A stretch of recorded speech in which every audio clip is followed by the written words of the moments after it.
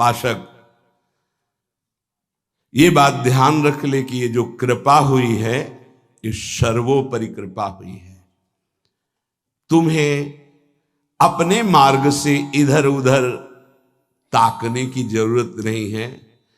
इस मार्ग में कृपा प्रधान है। हम अनाधिकारियों पर पहले ही कृपा हुई है।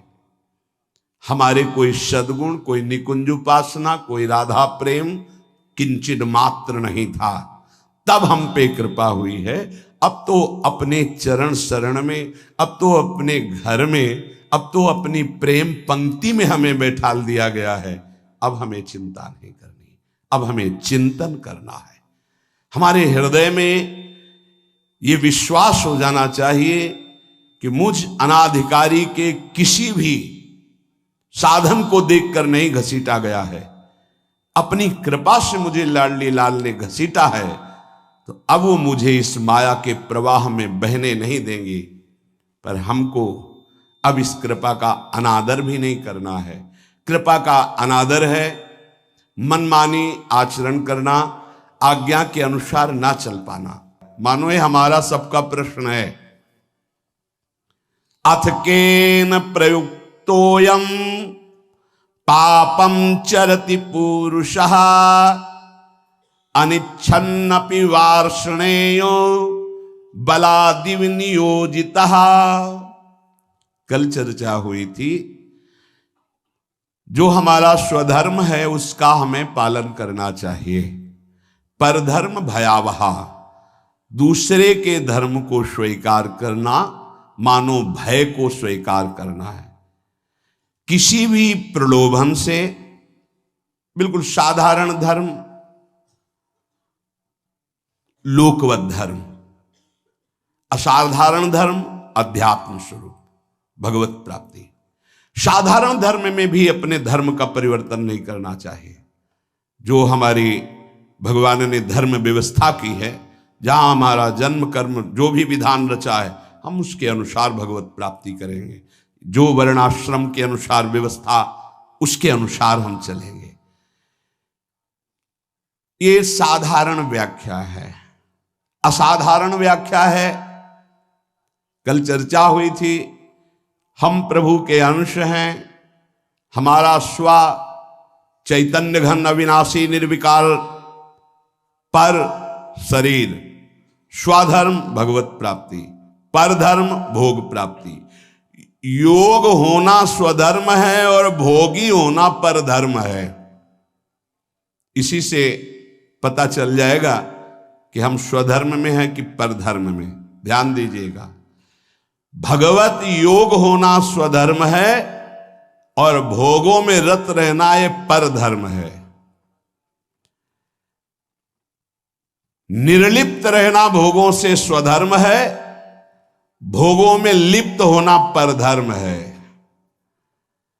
सबकी सेवा करना, कुछ ना चाहना स्वधर्म है, और सबसे सुख चाहना ये परधर्म है। भगवत प्रेम होना स्वधर्म है, शरीर प्रेम, शरीर संबंधी रिश्ते नातों में प्रेम होना परधर्म है। निष्काम होना स्वधर्म है, सकाम होना परधर्म है। निर्मम होना स्वधर्म है, ममता युक्त संसार में बर्ताव करना परधर्म है। अनासक्त होना स्वधर्म है, आसक्त होकर भोगों में, शरीरों में, रुपया में, नाना प्रकार की सामग्री में परधर्म है। तात्पर्य, प्रकृति के संबंध को स्वीकार करके जो कुछ हो रहा है वो सब परधर्म है। परमात्मा के संबंध को स्वीकार करके जो कुछ है वो स्वधर्म है। क्या सुंदर स्वधर्म की व्याख्या है। स्वधर्म चिन्मय, चिदानंदमय, अविनाशी है। परधर्म जड़ धर्म है, परिवर्तनशील है, नाशवान है। प्रभु का अंश स्व, प्रकृति का अंश शरीर। स्वधर्म प्रभु से जुड़ना स्वधर्म, शरीर से, संसार से जुड़ना परधर्म। शरीर संसार के भोगों की इच्छा परधर्म, भगवत प्राप्ति की इच्छा स्वधर्म। चेतन स्वधर्म, जड़ परधर्म, परमात्मा स्वधर्म, प्रकृति परधर्म। बहुत सुंदर, इससे सुंदर व्याख्या स्वधर्म और परधर्म की मिलना कठिन है। परिवर्तनशील परधर्म, एक रस स्वधर्म। दो प्रकार की इच्छाएं होती हैं, एक भगवान की प्राप्ति की इच्छा, एक संसार की प्राप्ति की इच्छा। भगवान की प्राप्ति की इच्छा स्वधर्म है, इच्छा करना चाहिए। संसार की प्राप्ति की इच्छा परधर्म है, भयावह है, भय प्रदान करेगी, दुख प्रदान करेगी। कहीं कुधर्म को, अधर्म को, परधर्म को स्वधर्म मत मान लेना।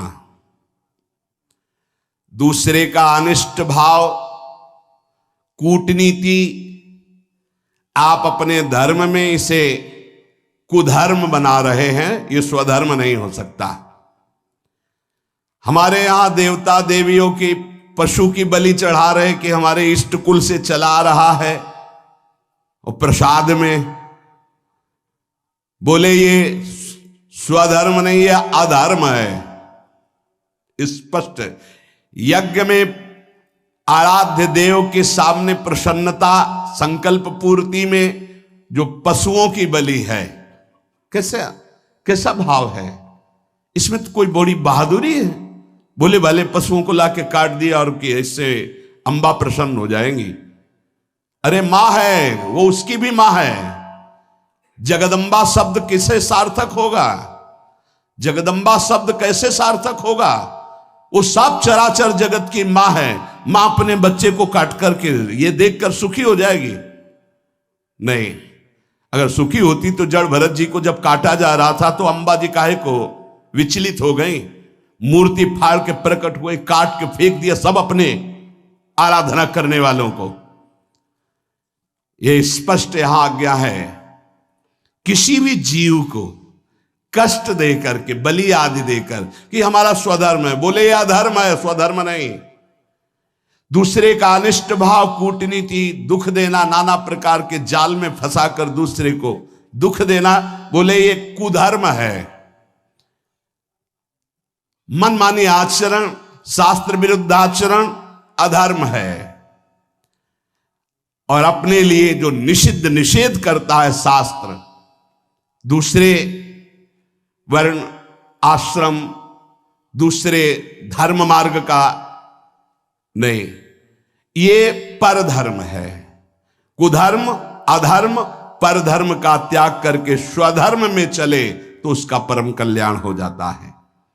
तो अर्जुन ने कहा, महाराज इच्छा नहीं है कि हम पाप करें, पर हमसे पाप हो जाता है। ये अर्जुन जी का प्रश्न नहीं, ये तो भगवान कृपा करके अर्जुन जी के हृदय से प्रश्न करवा रहे हमारे लिए। जैसे कई लोग प्रश्न करना तो नहीं चाहता पर पाप हो जाता है, पाप करते हैं। चाहते नहीं पर पुनः पता नहीं, ऐसा लगता है कि कोई हमारे ऊपर सवार हो गया और हमसे करवा लिया। अथ केन प्रयुक्तोयम पापम चरिति पुरुषः अनिच्छन्नपि वार्षणे बलादिव नियोजिता। हे वार्षणे, ना चाहता हुआ ये मनुष्य जबरदस्ती जैसे कोई पाप करा लेता है। ये कौन है जो पाप आचरण करा लेता है? बहुत समझने का विषय है। जो थोड़ा विचारवान पुरुष है, पाप से डरना चाहिए, ये बहुत कष्टप्रद होता है। वो पाप नहीं करना चाहते, अनिच्छिन्न, उनकी इच्छा नहीं कि हमसे कोई ऐसा पाप बने, पर पाप कर्म कर बैठते। ये है कौन जो पाप करा देता है? इच्छा तो नहीं है ना। लोग कहते हैं मेरी इच्छा नहीं थी, फिर पाप कैसे हो गया? तो हम मानते हैं कि आप विचारशील हैं, पाप नहीं करना चाहते, पर भीतर जो पाप कराने की इच्छा है उसको तुमने देखा? क्या है पाप? भोग भोग करके सुखी होने की इच्छा। भोग भोग करके सुखी होने की इच्छा, इसको तुमने नहीं देखा? यही पाप कराती है। भोगों में सुख है। ये जो तुम्हारे अंदर बैठा हुआ यही पाप करा रहा है। नहीं, दुख वाला भला आचरण करके दिखाओ कि इसका परिणाम जो है वर्तमान में भी दुखद और भविष्य में भी दुखद, आप बिल्कुल कदम नहीं रखेंगे। आपकी सुख बुद्धि होती है। अभी हम छीना झपटी करके चोरी कर ली चैन की, मोबाइल की, 10-20 हजार मिल जाएंगे, उससे अच्छा भोग होगा। चोरी, हिंसा, व्यभिचार, जुआ, जो भी निषिद्ध कार्य होते हैं, अंदर से सुख की लालसा होती है।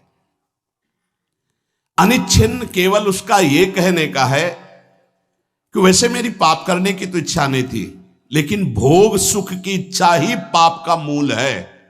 बलाद्यु नियोजितः, अर्जुन जी कह रहे हैं फिर ये बलात् मुझसे कौन पाप करवा लेता है, मेरी इच्छा तो पाप करने की नहीं। ये संसार में सुख है, भोगों में सुख है, अंदर जिसके ये बैठा है वो पाप किए बिना रह नहीं सकता। जैसे दुर्योधन भगवान को कह रहा है कि जानामि धर्मम न च मे प्रवृत्तिर, जानाम्य धर्मम न च मे निवृत्ति, केनापि देवेन हृदय स्थितेन यथा नियुक्तोस्मि तथा करोमि। केशव, मैं धर्म को जानता हूं पर उसमें मेरी प्रवृत्ति नहीं है। मैं अधर्म को भी जानता हूं पर उससे मेरी निवृत्ति नहीं है। ऐसा लगता है कोई देवता मेरे हृदय में बैठकर करवा रहा है, क्योंकि मैं धर्म जानता हूं। वो देवता है सांसारिक सुख भोग की प्रबल इच्छा, और कोई देवता नहीं। दुर्योधन ने जिसे देवता कहा यही काम है, यही भोग इच्छा है। मनुष्य विचार पूर्वक जब तक इस भोग इच्छा का त्याग नहीं करेगा तो वो नहीं चाहता कि पाप हो, पर उससे बलात् पाप होंगे भोग इच्छा से। इस भोग में सुख है। केन प्रयुक्तोयम पापम चरति अनिच्छ, कौन है जो इच्छा ना होने पर भी जबरदस्ती पाप करा रहा है। श्री भगवान कह रहे काम एष क्रोध एष रजो गुण समुद्भवः महासनो महापाप्मा विद्धेनमिहि वैरिणम। अर्जुन, ये रजोगुण से उत्पन्न हुआ काम, यही पाप का मुख्य कारण है। भोगों में सुख है, काम। अब देखो आज की हमारी समाज की धारा किधर बहती जा रही। ये जो बच्चे परस्पर मित्रता, boyfriend girlfriend, live in relation, ये जो आज के नई पीढ़ी में ये रोग लग गया है और इसे स्वीकृति भी है, नाश की तरफ हमारी समाज की वृत्ति जा रही है। जहां संयम, जितेंद्रियता, ब्रह्मचर्य, परम पवित्र शरीर, फिर पाणि ग्रहण और आदि आदि आदि, वहां कोई धर्म शास्त्र का भय नहीं, कोई गुरुजनों का भय नहीं, कोई भगवान का भय नहीं। शास्त्र हमारा प्रधान कानून है। वेद, पुराण, पौराणिक, ब्रह्म ऋषि, ये हमारे परम कल्याण के लिए जो सूत्र बोले, ये अगर हम वैदिक सिद्धांत, शास्त्र सिद्धांत, गुरुजनों की वाणी की वृत्तियों को नहीं पहचानेंगे, नहीं सुनेंगे, नहीं समझेंगे, तो हमारी वृत्तियां हमारा नाश कर देंगी। कौन है जो ये पाप करा रहा है? तो भगवान कह रहे हैं रजोगुण से उत्पन्न हुआ ये काम, ये काम ही पाप का मुख्य कारण है। और यही क्रोध रूप में परिणित हो जाता है। बहुत खाने वाला महापापी, ये बैरी बहुत ही नाश करता है। इस विषय में सबसे बड़ा दुश्मन ये काम है। ये रजोगुण से उत्पन्न हुआ है। ये राग से काम उत्पन्न होता है।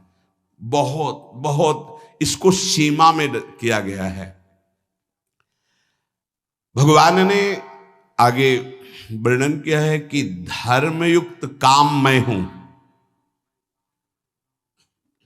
भगवान धर्मयुक्त काम मैं हूं। पाणिग्रहण संस्कार करके घर गृहस्थी में संतानोत्पत्ति के लिए जो चेष्टा है काम चेष्टा, वो धर्म में बांधकर निर्विकार होने के लिए है, उसे बेविचारी बनाने के लिए नहीं है कि एक सीमा में बंद करके एक ऐसे शास्त्रीय पद्धति के अनुसार चलने से निष्कामता आ जाए। किसी धर्मपूर्वक एक को स्वीकार करके जब तो घृणा हो जाएगी। आप देख लेना, ये जब से मोबाइल आया और इसके दूषण वृत्तियों को स्वीकार के, तो हमारी नई पीढ़ी बहुत हानि को प्राप्त हो गई। जो नए सिद्धांत अन्य जनों के आए, अन्य प्रांतों के देशों के, वो बहुत हानिकारक हो गए। ये भारत है, ये धर्म देश है।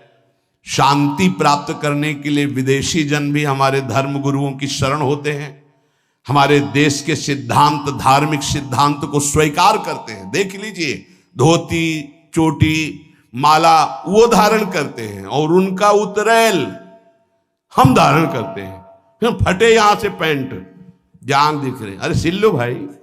बोले नहीं, वो बड़े आदमी का फैशन है। अरे वाह भाई, गांव में तो अगर कहीं फट जाता था तो कहते तुम्हारा कपड़ा फटा, सिल लो भाई।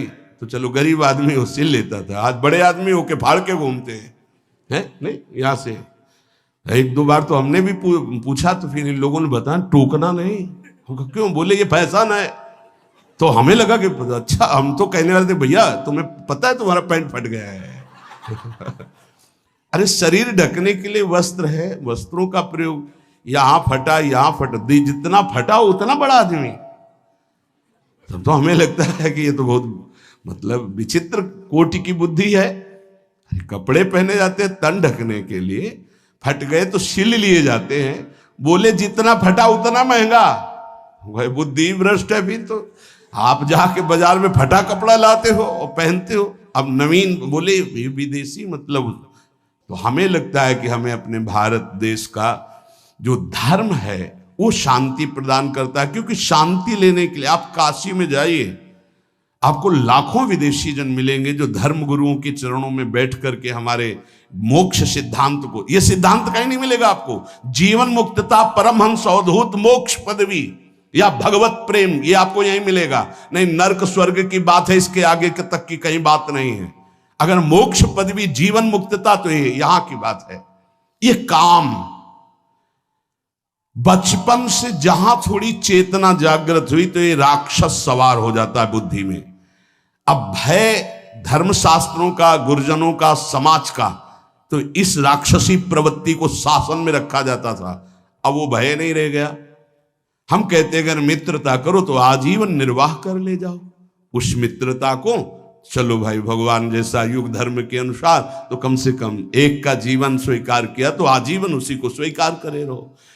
ये काम एस क्रोध एस रजोगुण समुद्भवा, रजोगुण से उद्भव प्रकट होने वाला ये राग, ये काम ही महान पापी है जो क्रोध रूप में परिवर्तित होकर के नाना प्रकार के हिंसा द्वेष प्रकट कर देता है। ये काम क्रोध में परिणित होता है। ये काम महापापी, कभी ना अघाने वाला। इस विषय में तुम इसको महान दुश्मन जानो। ये कभी तृप्त नहीं हो सकता, चाहे सैकड़ों शरीरों को भोग लो, चाहे लाखों शरीरों को भोग लो, ये पाप के सिवा कुछ नहीं करवा सकता।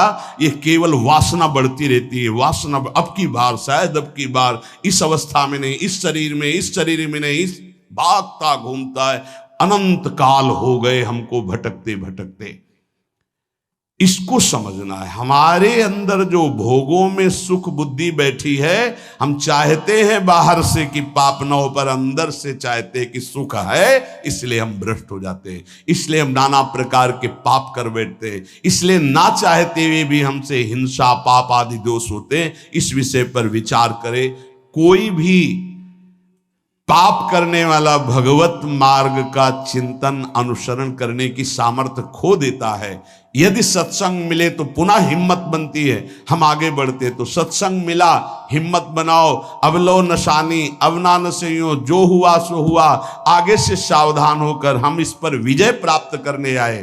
देखो, जैसे कोई हार गया तो घृणा बुद्धि से नहीं देखना चाहिए। साधक है, युद्ध है, उसको प्रोत्साहन देना चाहिए, ना कि निराश करना चाहिए। आप सब साधक हैं, आप सब भगवत मार्ग के पथिक हैं।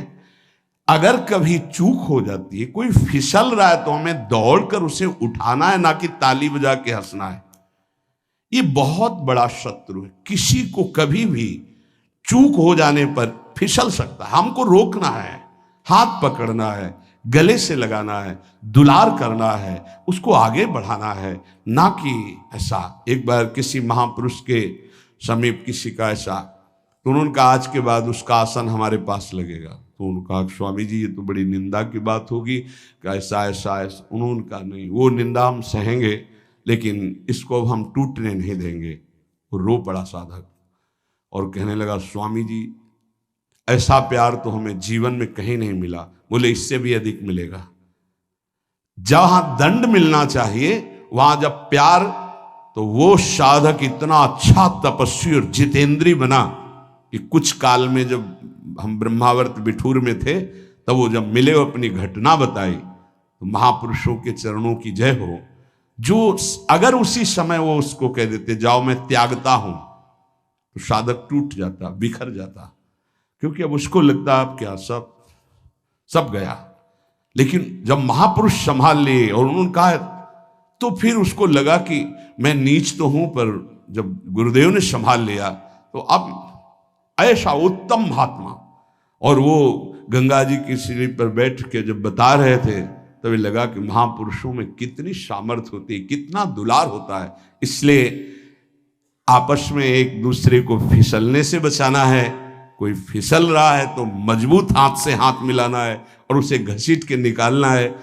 एक भी टोली में कोई बिखर न पावे, एक भी हमारे कोई टोली का दूसरा पक्ष ले न जा पावे। काम क्रोध लोभ मोह मद मत्सर, आप बहुत सामर्थ्यशाली हो, आप उसकी रक्षा करना, आप उसके भावों को सजाना, आगे बढ़ाना। प्रभु एक बार जो आपका शरणागत हो गया, सुनते हैं कि उसका नाश नहीं होता, नामे भक्ता प्रणश्यति। इतना भी सुना है कि अगर झूठा खेले तो साचा होए। झूठे से कोई कह दे कि हे कृष्ण मैं आपका, तो आप सच्ची मान लेते हो, इतने करुणामय हो। प्रभु आप संभालना।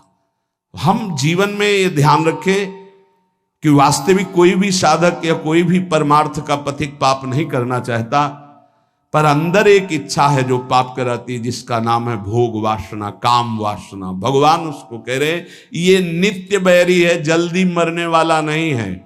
इसलिए हम जब स्वयं बलवान नहीं होते तो बल का आश्रय लेते। मेरे बल सी वृंदावन रानी, हमने महारानी जी का आश्रय लिया है, गुरुदेव का आश्रय लिया है। हमारी चूक, हमारी गलतियां वो क्षमा करेंगे, हमें आगे बढ़ाएंगे।